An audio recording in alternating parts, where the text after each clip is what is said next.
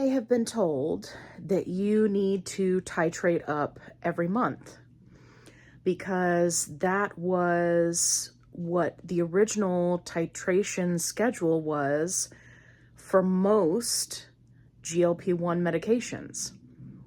But that's changed. Hey everybody, it's Allie. I'm on a fantabulous weight loss journey. Hopefully you'll come along for the ride. It's cold today, so I'm rocking my pickles sweatshirt, and I just want you to know that this thing is like years and years old. So I was wearing this before it was cool to wear this. Just want to throw that out there for you.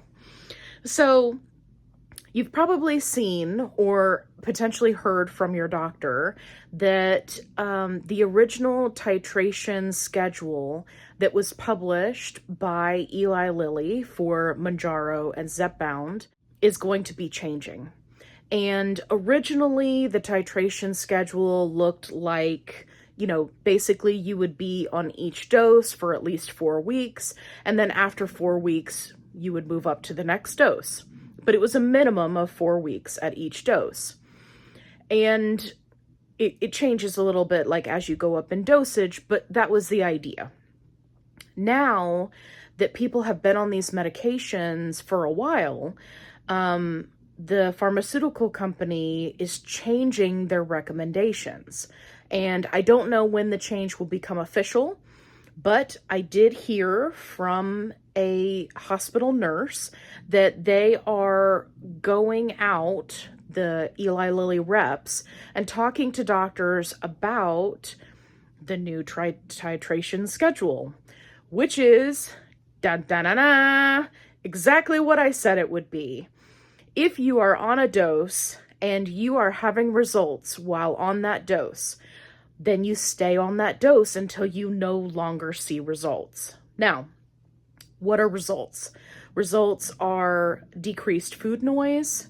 Results are blood sugar stabilization and weight loss.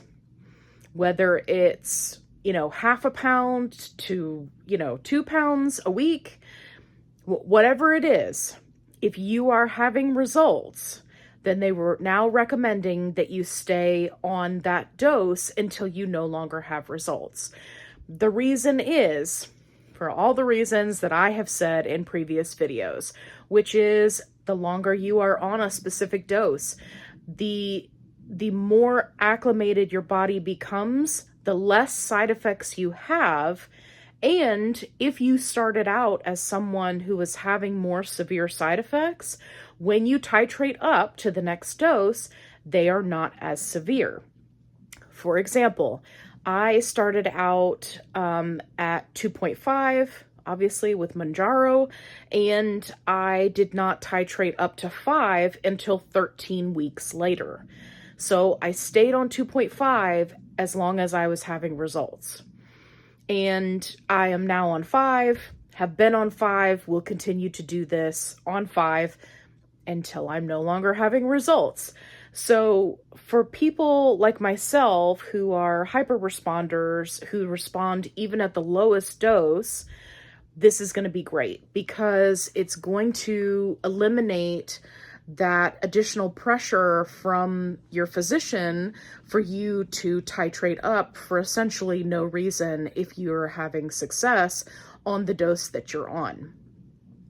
Now, for people who are non-responders, it means that they will simply titrate up just like they normally would. So if you are somebody who started out at 2.5 and you didn't have any results and then moved to 5, and maybe you did have results or you didn't, then you would just, again, you stay on it for 4 weeks, which is still important, and then you just titrate up to the next dose.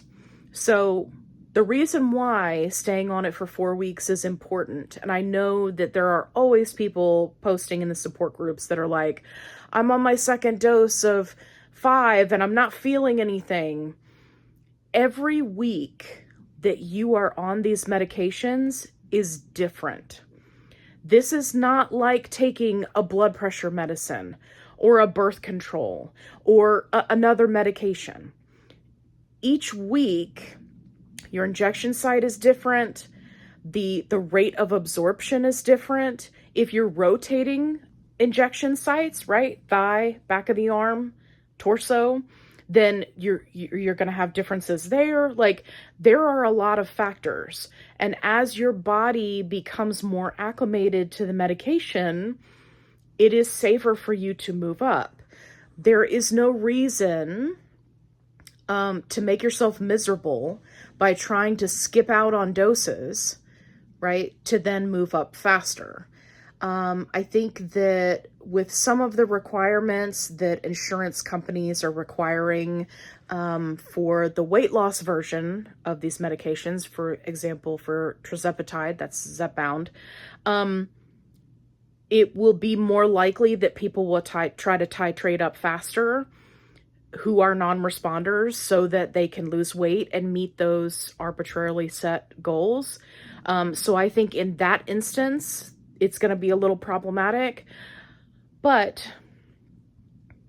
you just have to cross that road when you get to it. That's why it's so important for you to know what the requirements are that your insurance company is setting. And if you want more information about that, check out my last video, because I posted about insurance companies and what kind of stipulations they're implementing for the weight loss versions of these medications.